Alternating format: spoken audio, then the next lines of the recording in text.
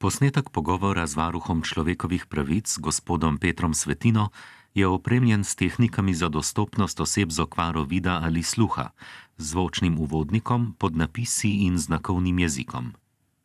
Zvočni uvodnik.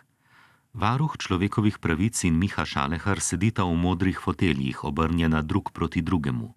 Loči ju priporočena razdalja in nosita maske. Varuh človekovih pravic Peter Svetina je oblečen v črno obleko in ima modro kravato.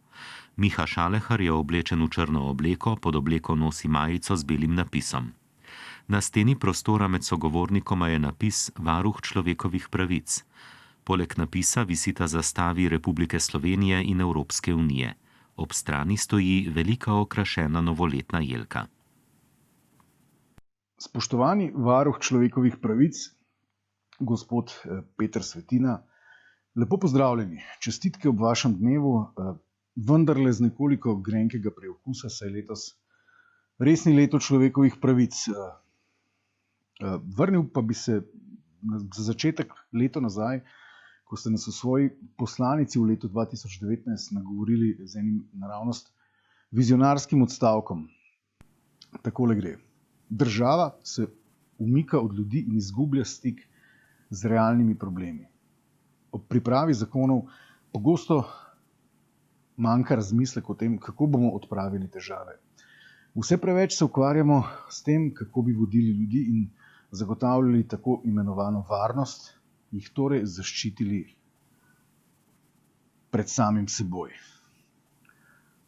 Skok nazaj v leto 2020, preden gremo v neko razumsko analizo, kako je z varuhom človekovih pravic,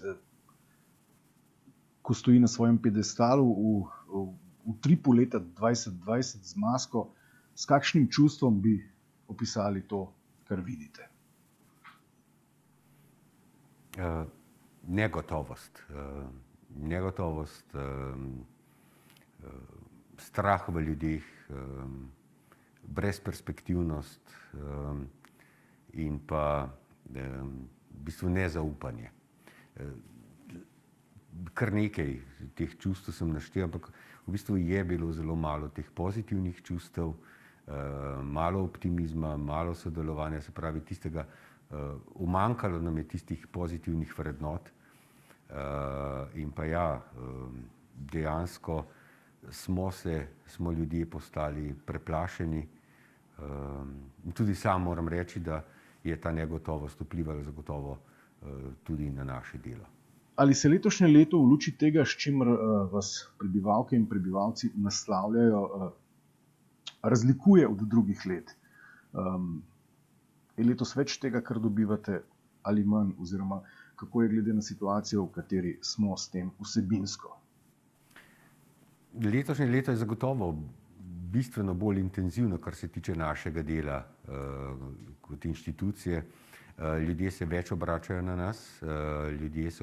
nas, poleg tistih dnevnih in pa, bom rekel, klasičnih primerov, ki smo jih imeli skozi vsa leta, kršenja oziroma občutka kršenja človekovih pravic vsakega posameznika, je letos ogromno pobud, povpraševanj, negotovosti strani prebivalk in prebivalcev, kar se tiče samih ukrepov, kar se tiče delovanja državnih organov v času epidemije.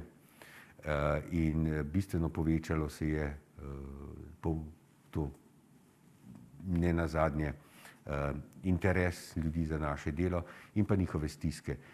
Mi smo v letošnjem letu tudi izdali posebne poročila oziroma analize tega, koliko je bilo dodatnih pobud na to temo, tako da je zagotovo naše delo bilo precej zaznamovano s temi ukrepi, z epidemijo nasploh. Skoraj bi rekel, da se je lahko podvojilo. Katere pravice so najbolj na udaru? S čim vas ljudje v teh dneh, mesecih oziroma tednih najpogosteje naslavljajo?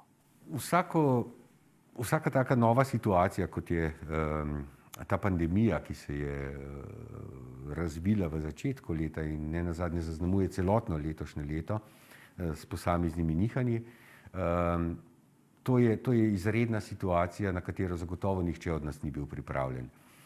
Nismo bili pripravljeni ljudje, niso bili pripravljene inštitucije, niso bili pripravljene oblasti. Enostavno je za vse skupaj nastala neka nova situacija, ki se v tem času razpleta. Jaz osebno ne dvomim, da so potrebni ukrepi za zajezitev te bolezni, da so potrebni ukrepi, ki postavijo v prvo vrsto človeška življenja in pa zdravje ljudi. In zagotovo ti ukrepi posegajo v naše človekove pravice, v tiste pravice, na katere smo mi ne nazadnje vajeni. Vsak ukrep je poseg v naše pravice, vedno znova pa opozarjam na to, da mora biti ta ukrep sorazmeren, časovno omejen, predvidljiv in pa jasno skomuniciran. In tukaj je to en zelo pomemben postulat in kot sem rekel, zavedamo se, da je poseganje v človekove pravice to, vendar se moramo po drugi strani zavedati, da je pa v prvi vrsti zagotovo so človeška življenja in pa zdravje ljudi. Kako bi vi kot varuh človekovih pravic v tem času ljudem posredovali idejo, da je s človekovimi pravicami včasih potrebno trgovati, jih pač zamenjati za nekaj, da jih je tokrat na primer nujno potrebno darovati za skupno dobro, za obče zdravje. Ne nazadnje to ni prvi primer podobnega trgovanja v zgodovini. Ja, čeprav se v zadnjih v bistvu 72 letih, oziroma 71 letih, odkar je bila sprejeta konvencija Združenih narodov, se tako celoten svet ni še srečal s takšno situacijo. In jaz sem prepričan, da so določene, ne bom rekel potrpežljivost, ali pa preveč umikanje se in odstopanje od temeljnih človekovih pravic in svoboščin, da mora biti za cilj za neko varnost, ki nam je zdaj dana.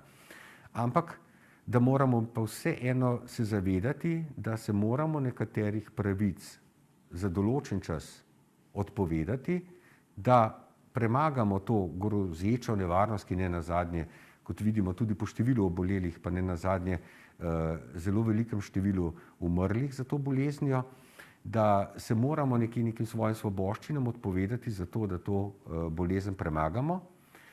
Obenem moramo pa v tistem se zavedati tudi takoj tega, da ko bomo pa začeli s tako imenovano obnovo, kot jo poimenuje tudi Evropska komisija, pa ne nazadnje celotna svetovna javnost, obnovo po epidemiji, da se moramo takoj zavedati, da nam nobena od že pridobljenih pravic, ki smo jih imeli, ne sme biti odvzeta.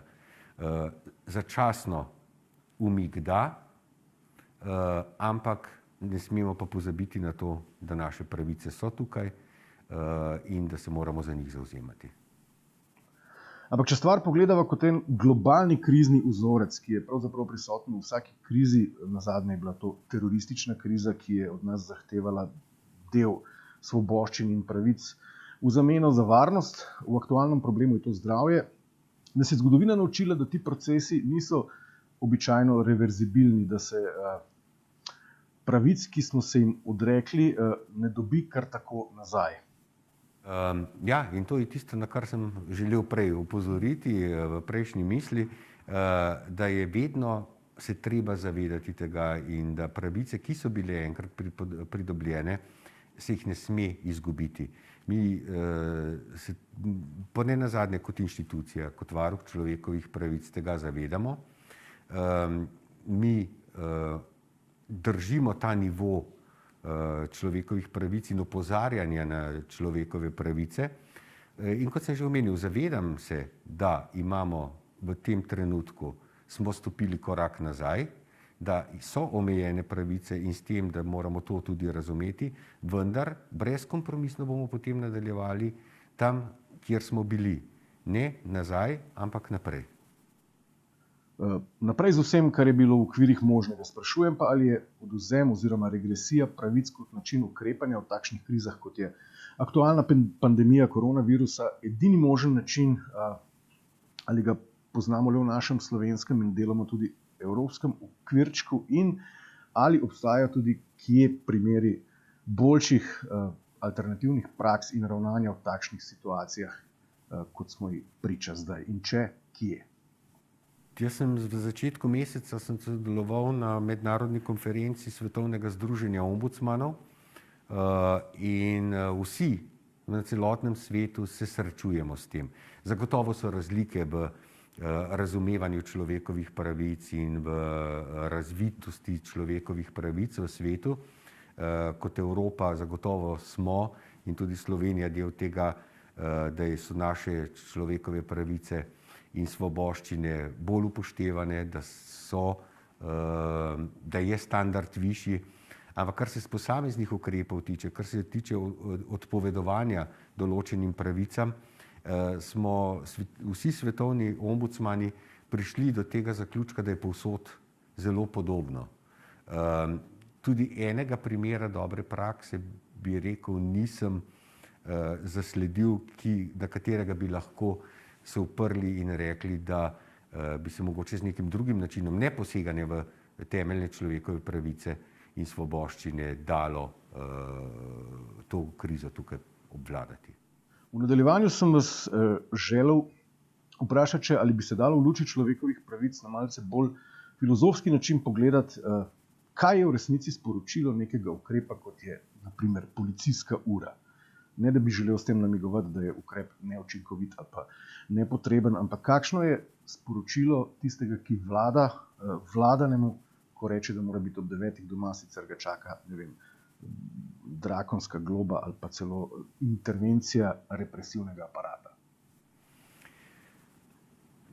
Ja, jaz verjamem, da so te ukrepi, ki ne nazadnje so skomunicirani kot ukrepi, ki jih predlaga stroka, da so potrebni, da nikakor tudi sam ne želim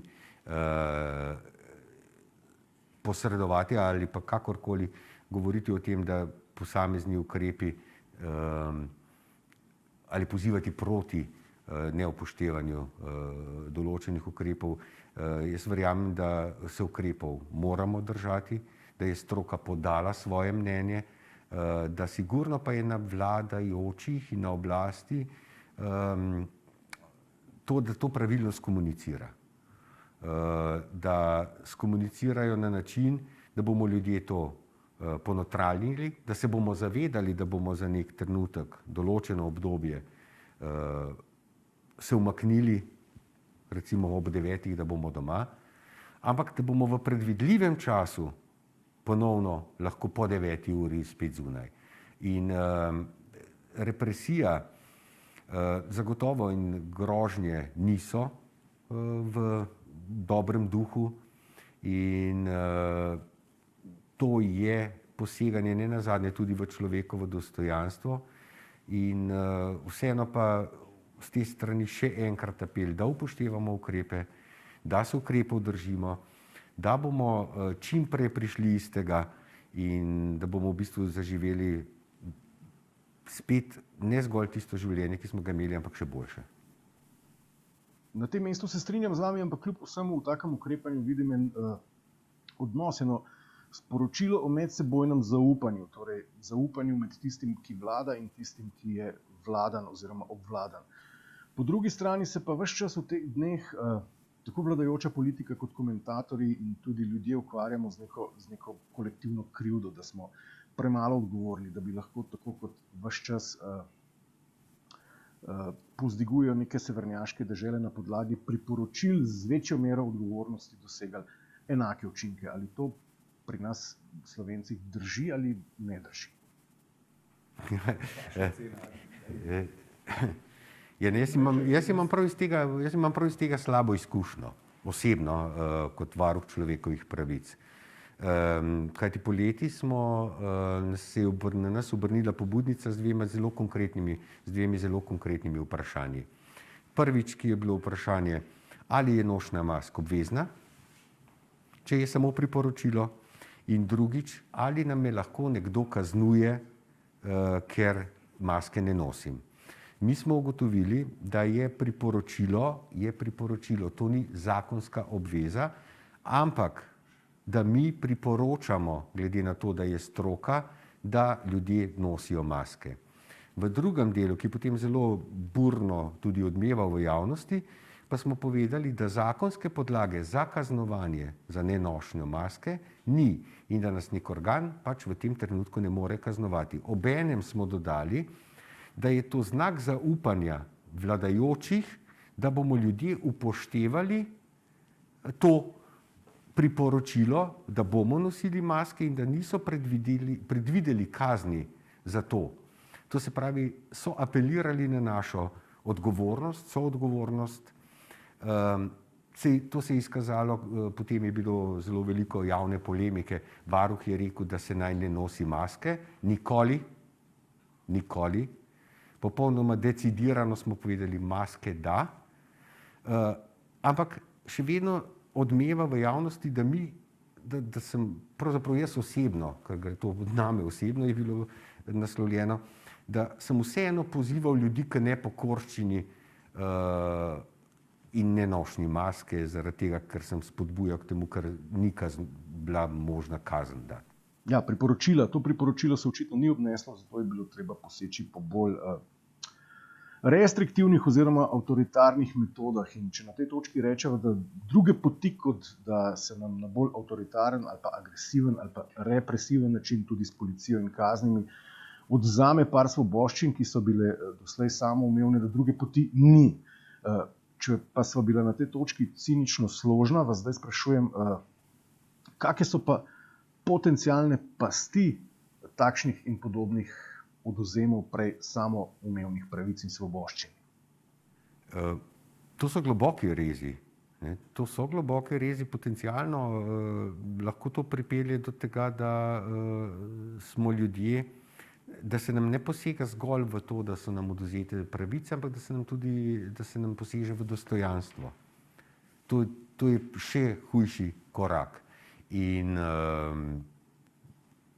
jaz mislim, da je potrebno še enkrat delati na tem, na odgovornosti, na našem razumevanju, na zaupanju v stroko, ne nazadnje. Če se smem vseeno vrniti na to, da sva si složna, ampak žal smo očitno dokazali, da je nezaupanje v stroko. Dokler je stroka priporočala, ljudje tega nismo upoštevali, saj zgolj priporočajo. Ko pa je oblast tu zaukazala in predvidela kazni, potem pa smo se tega morali držati. Ampak v bistvu je zgodba ista. Stroka priporoča, naj se obnašamo tako. In tukaj jaz vidim globje res v to, da ne zaupamo strokam. Pa ne zgolj v tem primeru, jaz sem na to že tudi večkrat opozarjal, ampak v tem primeru mi ne zaupamo infektološki stroki, zdravstveni stroki. Ampak vse v bistvu naše življenje temelji na različnih strokah, na multidisciplinarnih pristopih in te stroke je prav, da jih upoštevamo. Prav je, da smo kritični, prav je, da razmišljamo, ampak ne moramo pa dvomiti v tiste strokovnjake, ki nam neke smernice ali pa priporočila dajo.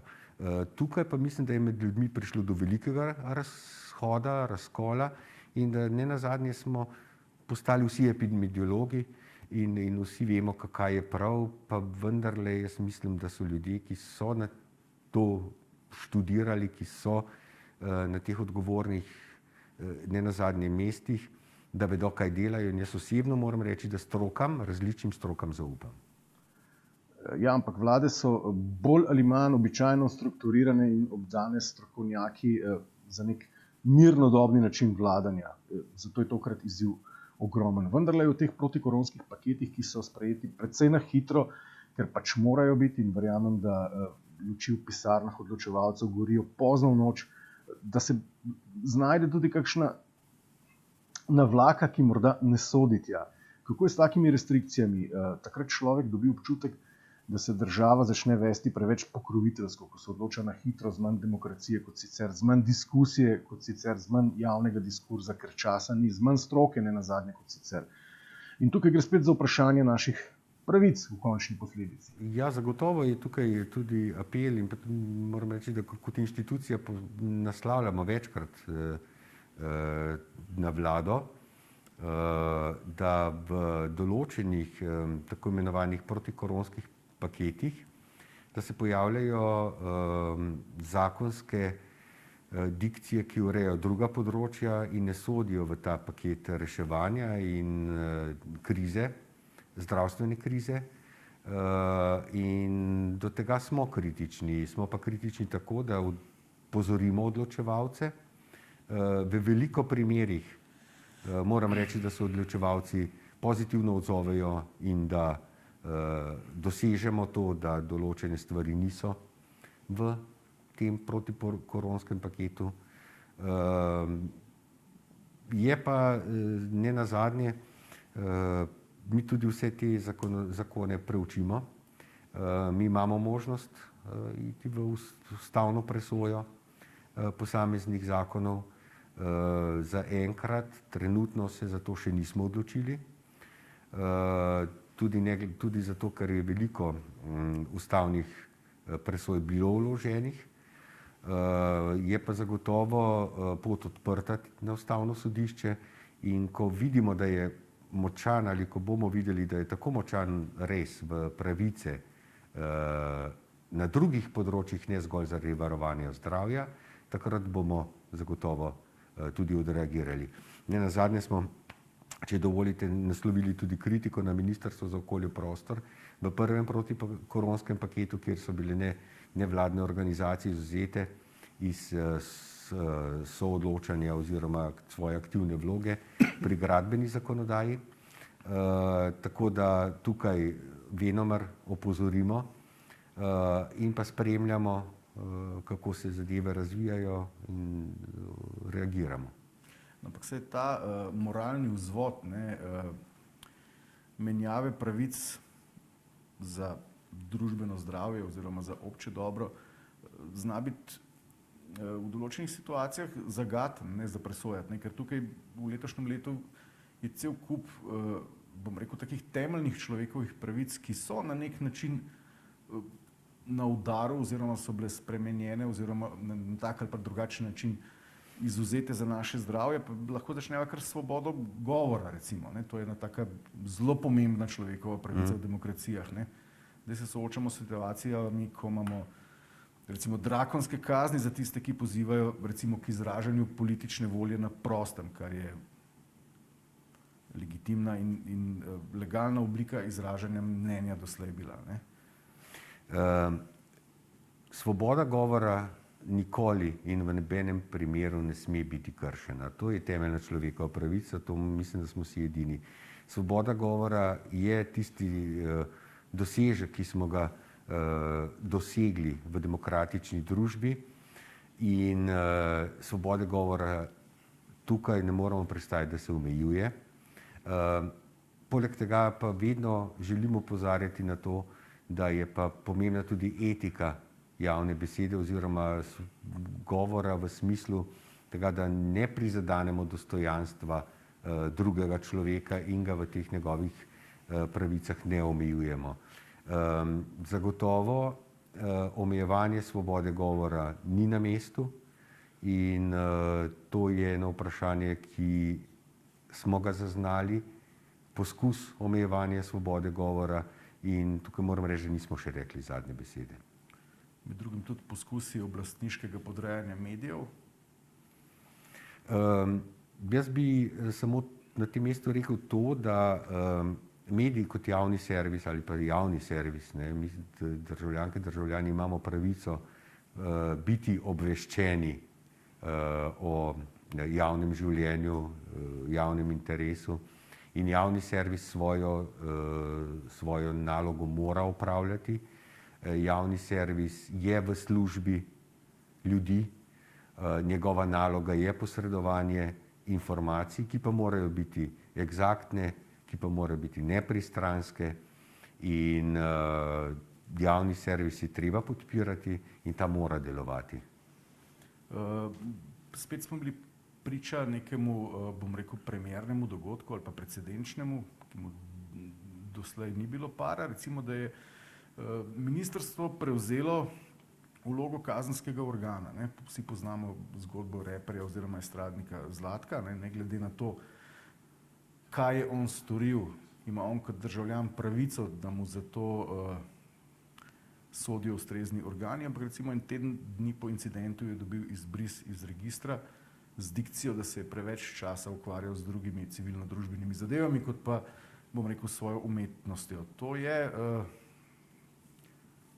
poseg v človekove pravice. Mi moramo tukaj vseeno, želim poudariti tudi to, da je nadlegovanje ljudi ali poseganje v njihovo dostojanstvo je temeljna tudi človekova pravica, da ima svoje dostojanstvo in da je nedotakljivo. In poseganje v napadanje drugih ljudi, verbalno ali kako drugače, je poseganje v njihovo pravico. Zagotovo je pa vprašljivo tukaj na drugi strani sankcija, ki je bila tukaj izrečena. To je poseg v pravice. Da.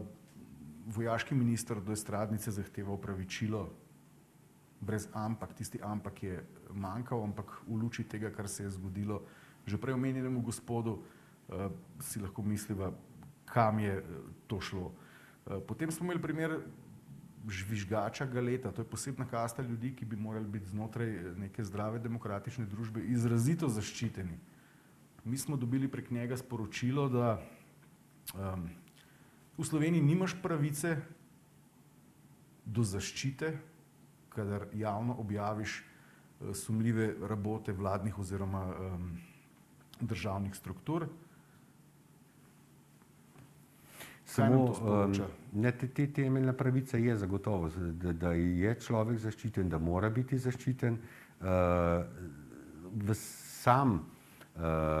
Sam postopek ali zakaj je prišlo pa do odpovedi delovnega razmerja, pa premalo poznam, da bi lahko to povedal, zakaj je prišlo do tega. Ampak zagotovo ljudje, ki so kritični, tako imenovani žvižgači, imajo možnost in pravico biti zaščiteni in morajo biti zaščiteni. Celotna zgodba, kako pa se je razpletala, pa ne poznam toliko ozadja, da bi to lahko se do tega opredelil. Kaj se v tem času, kaj bi rekli kot varuh človekovih pravic, kaj se dogaja recimo z 2. členom Ustave? Je Slovenija še vedno pravna in socialna država? Zaenkrat lahko rečemo, da je. Pravna država, pravni sistem deluje. Mi opozorimo določene oblastne organe, če možnosti ni možnosti uveljavljanja pravnega varstva.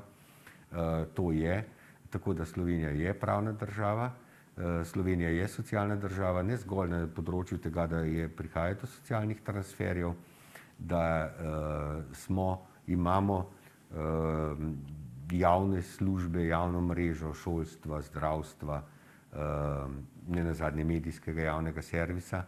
Tako da jaz tukaj ne bi šel tako daleč, da bi rekel, da je z tega pogleda Slovenija kakorkoli ogrožena kot socialna in pa pravna država. Torej moramo to dejstvo, da za svoje dajatve ni nujno, da dobimo vse tisto, kar bi morali pripisati pač nekim izrednim okoliščinam in bo to v doglednem času minilo. Zdaj ne vem, kaj ste tukaj imeli v mislih, kaj s svojimi dajatvami, recimo česa ne dobimo v tem trenutku. Lahko začneva z zdravstvenim sistemom.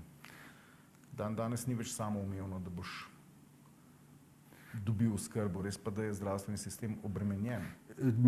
Tukaj pa moramo vseeno, mi stalno opozarjamo tudi v prvem valu kot inštitucija, v prvem valu, v vmesnem obdobju, smo vedno znova opozarjali na čakalne vrste. To je bila že rak rana skozi dolga leta v Sloveniji, čakalne vrste, to, da ljudje niso prišli do svojega zdravnika, da niso prišli do specialista dovolj zgodaj. Ne glede na obremenitev zdravstvenega sistema, ki je zdaj, pa če sledimo temu, še vedno neke preventivni in nujni in ostale dejavnosti v zdravstvu potekajo. Zagotovo je pa velik problem slovenskega zdravstva bil že predtem in tukaj je to še bolj izbruhnilo na dan v tem trenutku, ko je zdravstveni sistem resno obremenjen. Ampak roko na srce mi že dolgo časa opozarjamo na to, da so čakalne vrste predolge, da tega sistema nimamo rešenega, zdaj je pa eskaliralo. Kako kot varuh človekovih pravic ocenjujete, bom rekel, povratek nekih diskurzov v politični mainstream, za katere smo bili vsi mnenja, da so preživeti? Recimo, da nek državni sekretar po Twitterju širi rasistična sporočila, nekdo drug tudi že antisemitska in tako naprej. Milo rečeno je to zaskrbljujoče. Če se izrazim bolj direktno, je to popolnoma neprimerno. Pa tukaj ne bom s prstom kazal zgolj na državnega sekretarja ali nekega višjega državnega. Smo se radikalizirali. Kot družba smo se radikalizirali in tukaj bi vseeno opozoril na to, da ne vem, ali je to latentno obstajalo in je zdaj prišlo vse slabo na dan, ampak ravno ta diskurs zavedanja se javno izrečene besede, zavedati se tega, da vse, kar javno izrečem, naj si bo to na družbenih omrežjih, naj si bo to kjerkoli v javnem prostoru izrečeno, to vpliva na ljudi, to vpliva na družbeno klimo in ta radikalizacija ne da ni dobra, je res zaskrbljujoča in vsak pri sebi mora to razčistiti in vsi skupaj se moramo zavedati te svoje odgovornosti v družbi, te svoje odgovornosti napram sebi in drugim ljudem. Ne nazadnje, da moramo biti človečni, da moramo upoštevati dostojanstvo drugega človeka in jaz sem bil tudi prepričan, da smo čez to prišli in pa to poglabljanje in pa obujanje nekih dejansko obdobij ali nekih negativnih, rasističnih, antisemitskih, protitujskih ali kako drugo usmerjenih idej, se tudi v času krize, naj si bo še takšna, tako velika kot je zdajšnja, do tega ne bi smelo priti. Ker posledično te ideje, verjetno, ko jim uspe znovačiti dovolj ljudi, posredno spet pomenijo nove odvzeme pravic določenim skupinam ali pa vsem. Nažalost smo se skozi zgodovino že veliko tega naučili, sem mislil in upal.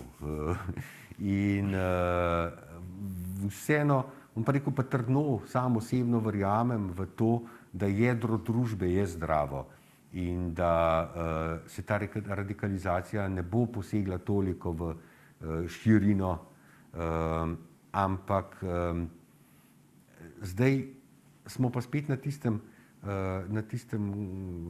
ledu, ko ste me pred časom pripeljali, ali je tukaj potrebno potem, da država poseže vmes z radikalnimi ukrepi. Kje je tukaj meja soodgovornosti in samoodgovornosti vsakega posameznika. Jaz vseeno apeliram na to, da smo ljudje, moramo biti zreli oziroma da smo zreli in da se tem radikalnim idejam ne bomo pustili ponovno zapeljati. Skratka, da so ustava in vsa naša demokratična orodja, ki jih imamo na voljo, dovolj, da se to v doglednem času zaustavi. Vsekakor res verjamem, da ja. Če pa ne, moramo biti pa budni v tej smeri, da bomo pa to spremenili. Ampak načeloma ja, imamo vse in pravne možnosti, da se to ustavi, ampak ne nazadnje je to neko čustveno čustven efekt in jaz res mislim in verjamem v to, da nas je zgodovina marsikaj naučila in da radikalizacija in te radikalne ideje ne bodo našle prostora v slovenski družbi. Je pa taka kriza, v kateri se nahajamo zdajle, pravzaprav prostor, kjer človeka, kot ta regresija človekovih pravic, ki jih na nek način darujemo, vsaj tako nam je s tem vzvodom družbene odgovornosti dopovedovano v zameno za zdravje, za sočloveka. Zato je pa spet ugodna klima, da se nekoč znajdemo s še manj pravicami, ker bomo na nje že navajeni. Kako opazujete te dni odzive ljudi? Jaz recimo sami sebe sklepam, da sem drugega vala in njegovih ukrepov pravzaprav, da sem jih lažje sprejel kot v tistem prvem, da si ravno so bili takrat nemara blažji, kar pomeni, da se kot en mali delček družbenega mozaika navajam na te razmere, da mi postajajo dejansko nova normalnost, kot nam je ves čas upovedovano. Jaz verjamem, da zagotovo se bomo po tej pandemiji, da bo svet imel tudi neke druge, da bo izgledal drugače. In da pa kljub temu mi imamo postulate demokracije, mi imamo postulate človekovih pravic, mi imamo tako konvencijo Združenih narodov o človekovih pravicah, Evropsko listino o človekovih pravicah, kjer so zadeve jasne. In regresija te ne smemo dovoliti in je ne bomo dovolili. Ampak se nam dogaja, ker če kaj, potem... Navajanje morda, kot ste omenili. Navajanje, ampak če kaj, recimo, nič ni samoumevnega, smo se naučili skozi to krizo. Prišla je, bom rekel, kriza za našo skupnost, govorim o najini in naši državi. In mi smo se v parih mesecih poti skozi to krizo znašli razklani kot še nikoli. Ideje neke avtoritarnosti so prisotne kot še nikoli, ideje, bom rekel, kratenja takšnih in drugačnih človekovih pravic in podobni apetiti so prisotni kot še nikoli. Nizkotna čustva, ki vse to podpirajo, so prisotna kot še nikoli.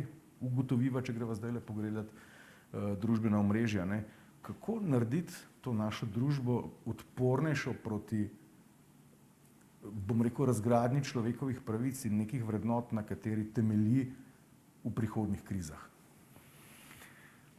Samo še z več zavedanja, da, kot ste sami rekli, nič ni samo po sebi umevno in da za vsako stvar se je treba boriti.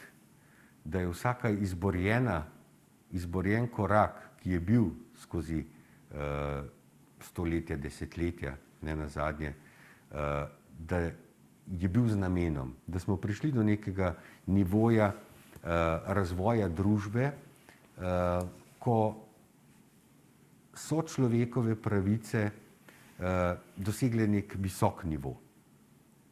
Pa ne bom rekel previsok, ampak nivo, ki se ga je dalo samo še nadgrajevati. Zdaj, v tem trenutku, v letošnjem letu, pa govorimo recimo eno leto, od marca naprej bo eno leto, kar veljajo te omejitve človekovih pravic, so se zadeve spremenile, ampak jaz še vedno ne verjamem v to in ne bom verjel in bomo delali tudi sam in inštitucija bomo delali na to, da do razgradnje človekovih pravic in pa našega, da bi postali nezavedajoč se svojih pravic, ne bo prišlo. Kaj sploh lahko naredi varuh človekovih pravic?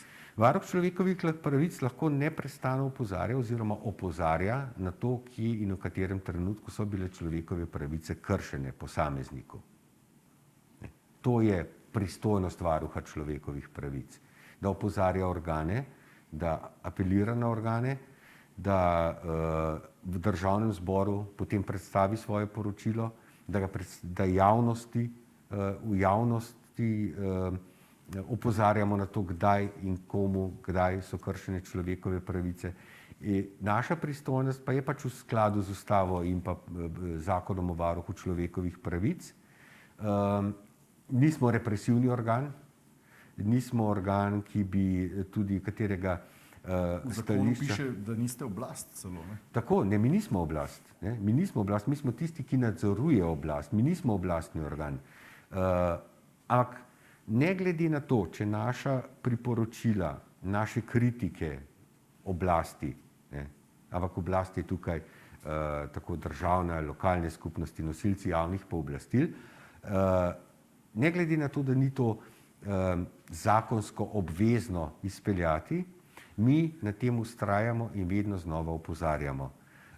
Opozarjamo javno, opozarjamo v neposrednih stikih in na tem vztrajamo. Naše edino orožje, ki je, da na tem vztrajamo in ne popustimo in se sami sebe, da se navajamo nekje, da se ne navadimo kot organ na to, na ignoranco recimo oblasti ali da nam nekdo ne odgovarja ali reče, da se nekaj ne da. Ne nazadnje imamo kar nekaj tudi rezultatov te naše vztrajnosti, ko smo po 10 letih, po 6 letih našega vztrajanja dosegli nek rezultat. In edino orožje ali pa tisti pritisk na organ, ki je lahko naša vztrajnost in to, da nas se ne morejo znebiti. V kakšnem odnosu ste z oblastjo, glede na to, da jo nadzorujete? Zagotovo nobena oblast ni navdušena nad tem, ko jo opozarjamo nad napakami. Še največ težav, moram tukaj reči, imamo z lokalnimi oblastmi, ko posamezni župani ne morejo in nočejo razumeti, da je naša vloga to, da jih opozarjamo tudi na njihove napake. Na državnem nivoju, zdaj v mojem mandatu sem delal z 2 vladama, so bili odnosi korektni.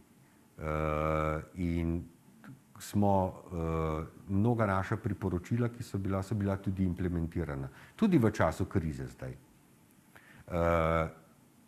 Treba imeti korekten odnos, biti treba kritičen, ni pa treba biti kričav. In jaz vidim nalogo varuha človekovih pravic v tem, da argumentirano in z določenimi, z vsemi podatki, ki jih pripravijo moji sodelavke in sodelavci, soočim, naj si bo to pristojnega ministra, naj si bo to predsednika vlade, in da ne skomuniciram to najprej javno, ampak neposredno in da s tem dosežemo rezultat. Tako da jaz mislim, da mora biti korekten, spoštljiv odnos obeh partnerjev, tako vladajočih kot varuha, in da s tem lahko ne nazadnje za človeka, ki so mu kršene človekove pravice, to največ lahko naredimo skupaj. Se vam zdi, da je vaša funkcija dovolj opažena strani javnosti v tem času? Težko ocenjujem. Zagotovo je pa del javnosti ima občutek, da nekaj naredimo, drug del javnosti ima občutek, da nič ne naredimo. Tako da to je vedno spet razdvojenost, ko ste govorili v naši družbi. Pogosto se zgodi, da dobimo tudi pozitivne odzive strani naših pobudnikov, ko smo skozi naše posredovanje nekaj dosegli. Če nismo mogli nekaj doseči oziroma ni bilo v naši pristojnosti, bolj to, da ni v naši pristojnosti, potem so kritike in negativni odzivi. Je pa tako, da vedno je več negativnih odzivov, kajti če z nekom uspeš v njegovem reševanju njegovih pravic, ta največkrat niti ne oglasi več nazaj. Zanimivo, glede na to, da je prelaganje odgovornosti in kazanje s prstom predvsem na institucije strani nas, državljank in državljanov oziroma prebivalk in prebivalcev, nacionalni šport bi jaz obrnil to optiko in se vprašal, če imate kak nasvet oziroma če kot varuh delate kaj v tej smeri, kaj je Na kak način naj bomo državljanke in državljani čuječni oziroma čuječi v zvezi z našimi pravicami in njih razgradnjo? Pa ne zgolj državljanke in državljani, vsi prebivalci in prebivalke, ki so v Sloveniji, ker varuh človekovih pravic ni zgolj za državljanke in državljane, ampak za vse prebivalke in prebivalce, kajti Slovenija mora biti, je pravna država, je socialna država, ne zgolj za državljane, ampak vse, ki živijo v naši državi. Zelo pomembna je še neka druga vloga varuha, da je subsidiarna, kar pomeni, da mora človek najprej sam narediti nek korak in šele potem lahko varuh začne delati v njegovo smer. Se pravi, je ta odgovornost na nas, posamezniki, da nekaj naredimo za svoje pravice, da se, ko ste prej omenili socialno in pa pravno državo, ne, če dobimo neko odločbo in je v pravnem pouku, se pravi, je naša pravica, da uveljavljamo pravna sredstva, piše, da se moramo pritožiti v 15 dneh, se moram kot državljan, kot prebivalec pritožiti v tistih 15 dneh in svojo pravico uveljavljati, ne pa po 20 dneh poslati, ne vem, varuhu, država mi krši ali ta, ki mi je poslal odločbo, mi krši moje pravice. Se pravi, prvi korak moram vedno narediti sam. Čuječnost državljanov je na tem, da se moramo zavedati tega, da državni organi so servis državljanom in mi moramo zahtevati svojo pravico. Nikakor je ne more zahtevati za nas nekdo drug.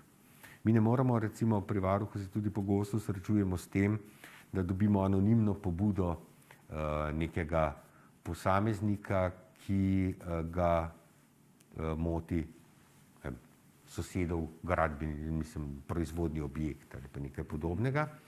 Ampak on sam ni pripravljen tega javiti inšpekciji in naj varuh to naredi za njega. To ne gre. Vsak posameznik mora biti aktiven državljan, mora biti aktiven v tem delu, da se zaveda svojih pravic in da jih začne uveljavljati in potem se obrne tudi na varuha, ki pa bdi nad delovanjem državnih organov. Hvala za kompleksno pojasnilo, nisem pa imel prav tega v mislih. V mislih sem imel, sem Janez Novak in živim v času globalne pandemije. V državi imenovani Slovenija, kjer ni več samoumevno, da se institucije, ki so podrejene vladi oziroma državi, vedejo do mene kot do državljana, kot da so moj servis, ampak jaz postajam njihov servis. Pravice se mi razgrajujejo. Na kakšen način naj bom, da bi vzpostavil družbo, ki bo bolj odporna proti razgradnji tega, na kakšen način sem jaz lahko pozoren ali pa čuječ, kakšna so moja demokratična orodja, ki so mi na voljo. Na kaj naj bom posebej pozoren, predno spišem tisto pritožbo v 15 dneh oziroma se obrnem na vas kot varuha človekovih pravic. Kako sploh prakticirati aktivno državljanstvo v luči delovanja naših skupnih pravic in svoboščin? Prvič s tem, da se jih zavedamo in da se zavedamo, kaj so naše pravice in svoboščine, da se zavedamo, kaj človekove pravice in človekove svoboščine so. Vedno je to ni zgolj tisto, kar se nam zdi. To je v prvi vrsti. Vedno nam tudi niso kršene neke, zdaj mi misel beži v to, da pogosto dobimo recimo pobudo, vse pravice in svoboščine so mi kršene. Ne. Mi se moramo zavedati, kaj so naše pravice, človekove pravice, kaj so naše svoboščine. Pa zavedamo se, da tudi moramo naše aktivne državljanske dolžnosti. To se pravi, zavedati se moramo tega servisa, javnega servisa. Mi moramo postaviti zahtevo. Ne sme biti uradništvo tisto, kot ste rekli, da nam postavlja zahteve, ampak mi moramo njim postaviti zahteve kot servisu. In tega se moramo zavedati, da to pa je naša pravica in da je država zato tam, da nam ne razgrajuje teh pravic. In pogosto se pa ravno tukaj pojavlja težava, da ljudje preradi sprejmemo neko zmanjšanje svojih ali poseg v svoje pravice s tem, da se ne postavimo zase. In postaviti se zase pa ne pomeni iti, ne vem, z neko agresivno retoriko ali s nekim poniževanjem, ampak se postaviti in zahtevati tisto, kar nam gre. To samo na ta način. Gospod Svetina, če greva eno leto naprej za sam konec in se vprašava, kaj bi nam radi čez leto dni, ko se na tem mestu snideva brez mask, povedali kot varuh človekovih pravic? Vsekakor, da se je na nas veliko prebivalk in prebivalcev obrnilo s svojimi težavami in da smo jih uspešno razrešili, da je za nami neko težko obdobje in da smo nazaj prišli na nivo človekovih pravic, kot je bil pred letom 2020. Gospod Peter Svetina, varuh človekovih pravic. Hvala vam. Najlepša hvala.